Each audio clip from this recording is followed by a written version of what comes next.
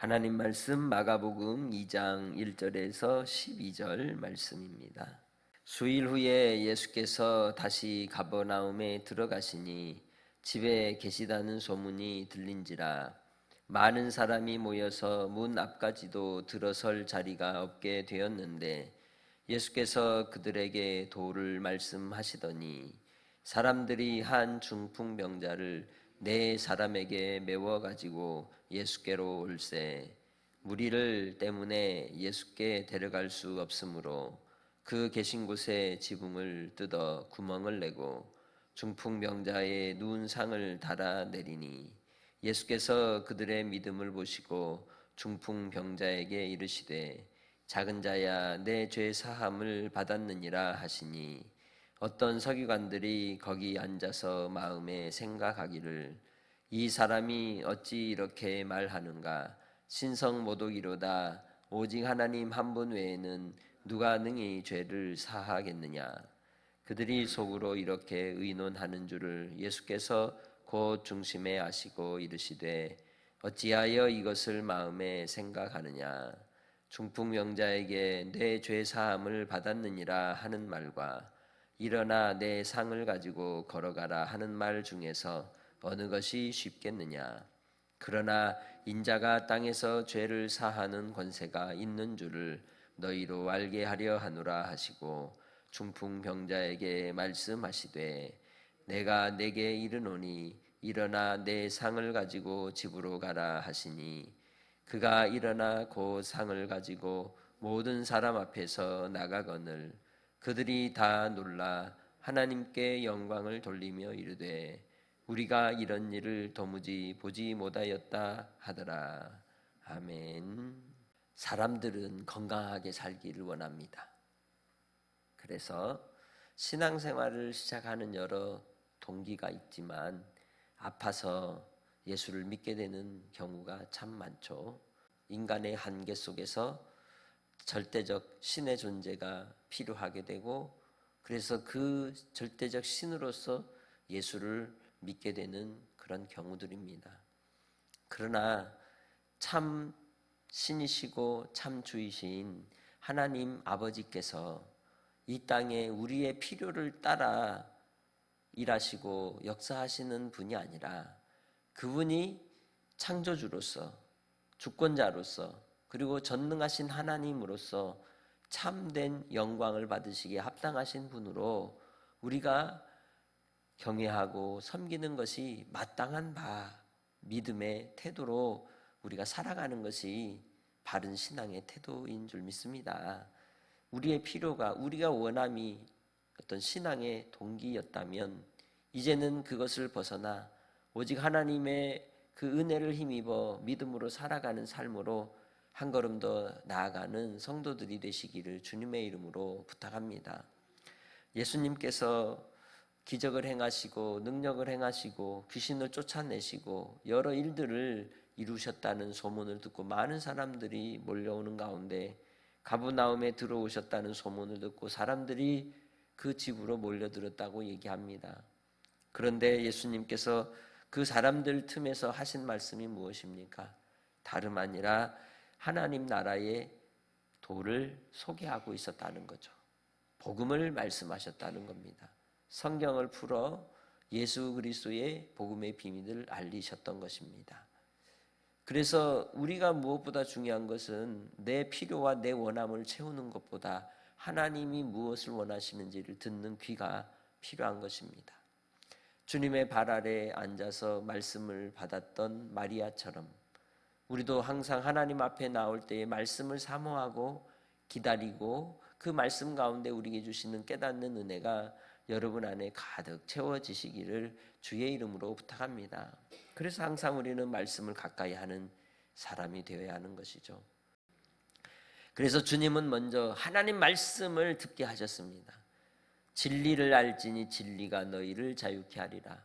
생명이신 주 예수 그리스도의 말씀을 들을 때 우리의 마음이 밝아지게 되고 깨닫게 되고 그리고 또 하나님께서 주시는 풍성한 영적 자유를 누리는 자가 되는 것입니다. 믿음 있는 자가 되는 것입니다. 예수님께서 그 말씀을 전하고 있는 가운데 사람들이 한 중풍병자를 이제 네 사람이 메워서 예수님께로 오는 가운데 들어갈 곳이 없으니까 지붕을 뜯어서 내려왔다는 얘기죠. 중요한 것은 예수님이 이 중풍병자를 고치시는 이유가 어디에 있습니까? 5절에 그들의 믿음을 보시고 고쳐주셨다고 말씀합니다. 4명의 친구들 그리고 그 중풍병자, 주님을 만나야 해결되리라 하는 간절함을 가지고 왔던 그들에게 하신 말씀이 무엇입니까? 내 죄 사함을 받았느니라 라는 말씀이죠. 진리가 무엇이냐? 죄 사함의 은혜인 것입니다. 아담과 하와가 범죄함으로 인생이 죄 가운데 거하는 존재가 되었고 하나님과 상관없이 원수된 삶을 살았던 인생들이 그 결과로 인하여 질병이 오고 고통이 오고 환난이 오는 시련 가운데 던져진 그런 삶을 살던 우리 인생들이 주 예수 그리스도께서 비추시는 빛 가운데로 나올 때 하나님께서 우리에게 주시는 가장 첫 번째 은혜는 죄 사함의 은혜인 것입니다. 그래서 구원의 서정을 이야기할 때 부르심과 그리고 거듭남과 그 다음에 회개가 있는 것이죠. 하나님이 주시는 그 크신 사랑과 하나님의 자비하심을 우리가 눈뜨게 되면 그때에 발견되어지는 건 우리가 죄인이라는 겁니다. 철저히 죄인이라는 걸 깨닫게 하시는 것이 주님의 말씀입니다. 그래서 주의 말씀은 권위 있는 자의 말씀과 같았던 겁니다. 이 세상 가운데 참 진리의 말씀이 선포될 때 죄인들이 회개하는 역사가 나타나는 것이죠. 우리 심령 가운데 하나님의 말씀으로 위로를 얻고 안위를 얻겠지만 그러나 그 앞서 행할 일들은 우리가 죄인이라는 걸 깨닫는 데 있다는 겁니다. 우리 힘으로는 아무것도 할 수 없음을 고백하고 나아가는 태도가 선행되어야 한다는 것이죠. 그래서 이 중풍병자에게 내 죄 사함을 받았느니라 라고 말씀할 때 이 사람은 육신의 질병에서 노임을 받기보다 그의 인생 속에 쌓여있던 죄의 문제, 상처의 문제, 고통의 문제, 그리고 하나님을 떠나 우상 가운데 살았던 그 탐욕과 욕심에 살았던 인생의 모든 것들이 주마등처럼 지나갔을 것입니다. 그것이 하나님의 은혜인 것입니다. 우리가 육신의 연약함 속에 질병에서 건강해지는 것보다 더 중요한 것은 나의 영혼이 죄사함의 은혜로 가벼워지는 것입니다. 우리의 삶을 살아갈 때 우리가 죄의 문제로 인해 죄책감이나 어떤 우리의 마음에 쌓여있는 그 고통의 문제는 우리의 몸을 해치기도 하고 상하기도 하고 건강을 잃게 만들기도 하는 것입니다. 그래서 몸의 질병이 마음의 병 때문에 오는 경우가 더 많죠. 그렇다면 우리는 오늘 말씀을 통해서 어떤 삶을 살아야 하겠습니까? 하나님의 말씀으로 말미암는 죄사함의 은혜를 사모하는 성도들이 되시기를 바랍니다. 그것이 먼저라는 것이에요. 그래서 예수님께서 작은 자야 내 죄사함을 받았느니라 하는 말씀을 선포할 때 서기관들이 거기 옆에서 어떻게 마음에 생각합니까? 이 사람이 어찌 이렇게 말하는가? 신성모독이로다 라고 얘기하죠. 왜? 죄사함은 오직 하나님 한 분만이 하실 수 있기 때문이라고 알고 있기 때문입니다. 그렇다면 죄사함을 선포하시는 예수님이 누구라는 거예요? 하나님이시라는 겁니다.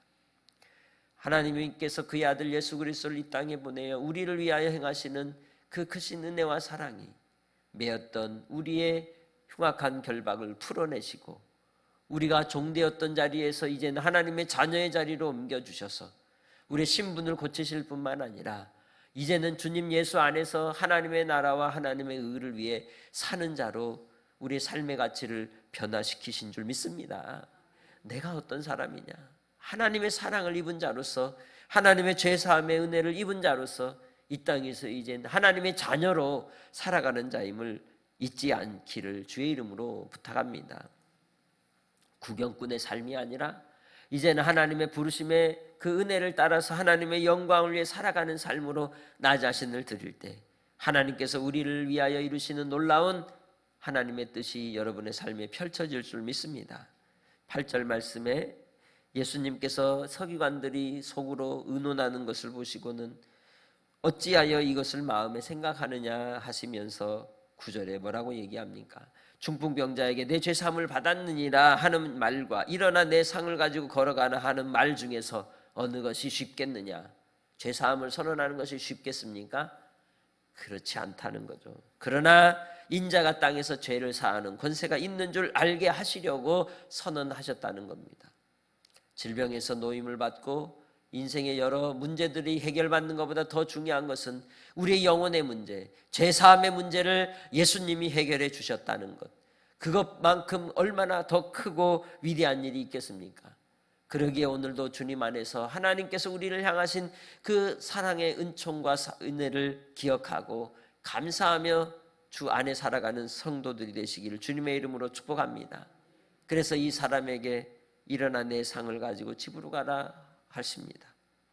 그래서 이 사람이 주님 안에서 주신 그 죄사함과 또 육신의 질병에서 노임을 받고 12절에 모든 사람 앞에서 나가면서 이 사람을 보고 많은 사람들이 하나님께 영광을 돌리며 하나님께 감사하는 모습을 볼 수가 있는 것이죠. 나의 삶이 하나님의 손에 들려져 있습니다. 나의 삶이 이제는 예수님 안에 있습니다. 주님 안에서 말씀 가운데 사귐으로 살아가는 삶이 되시길 바랍니다. 진리로 말미암는 자유를 누리며 주님 안에서 하나님을 닮아가는 성도들이 되시기를 주님의 이름으로 축복합니다. 뒤돌아서지 아니하고 오직 앞으로 향하여 쟁기를 든 자는 뒤돌아보는 것이 합당치 않다고 하신 말씀처럼 이제는 우리는 주님을 위해 주님의 영광을 위해 살아가는 하나님의 백성으로서 주님을 끝까지 따라가는 자로 오늘도 발견되어지는 자유인이 되시기를 주님의 이름으로 축복합니다. 하나님이 기뻐하시는 뜻이 여러분의 삶을 통해 이루어질 줄 믿습니다.